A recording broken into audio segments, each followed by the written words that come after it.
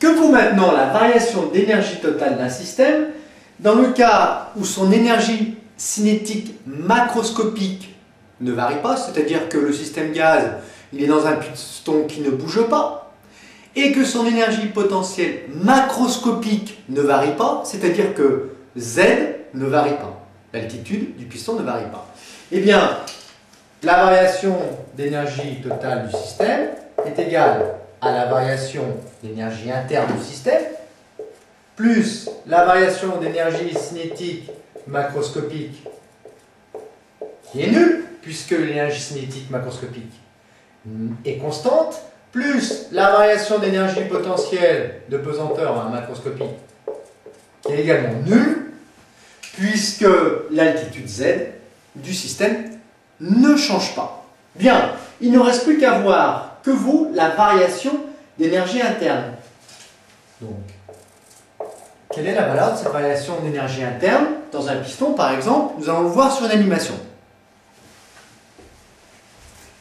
Sur cette animation, nous voyons un piston dans lequel se déplacent des molécules de gaz. Comment augmenter l'énergie interne du système?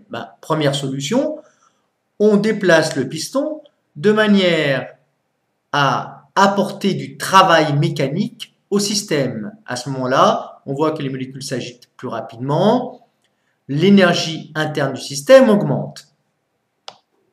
Autre manière d'augmenter l'énergie interne, eh bien on peut tout simplement prendre une température plus élevée ici. On voit à ce moment-là que l'énergie cinétique microscopique de chaque particule augmente puisque la vitesse augmente. En conclusion, variation d'énergie totale d'un système. Le système, c'est le gaz. Donc comment est-ce qu'on peut faire varier l'énergie totale d'un système? Delta E tot, on l'a vu, c'est égal à delta U s'il n'y a pas de variation d'énergie mécanique macroscopique. Ce delta U, eh bien, comment est-ce qu'on peut le faire varier, delta U? Eh bien, soit en apportant un travail mécanique, force par distance. J'apporte un travail mécanique ici au gaz qui lui va avoir son énergie interne qui va varier. Donc delta U égale W. Puis j'ai une autre technique aussi, alors un petit peu moins classique, pour apporter de l'énergie interne. Qu'est-ce qu'on fait? Attention, bricados. On chauffe. Eh oui, on chauffe. Et à ce moment-là, ça nous fait bien du W plus Q. Voilà. Donc, si j'apporte pas de travail, delta U est égal à Q. Si Q est positif, eh bien delta U est positif.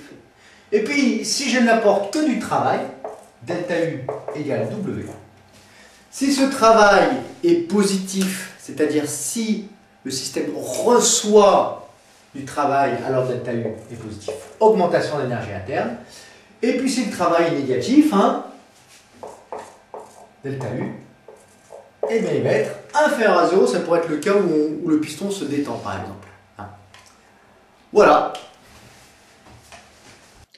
Dans le cas où l'énergie mécanique macroscopique est constante, la variation d'énergie totale est égale à la variation d'énergie interne, delta E total égale delta U, et la variation delta U d'énergie interne est égale à la somme des travaux des forces extérieures W et de la chaleur Q, échangée avec le milieu extérieur, delta U égale W plus Q.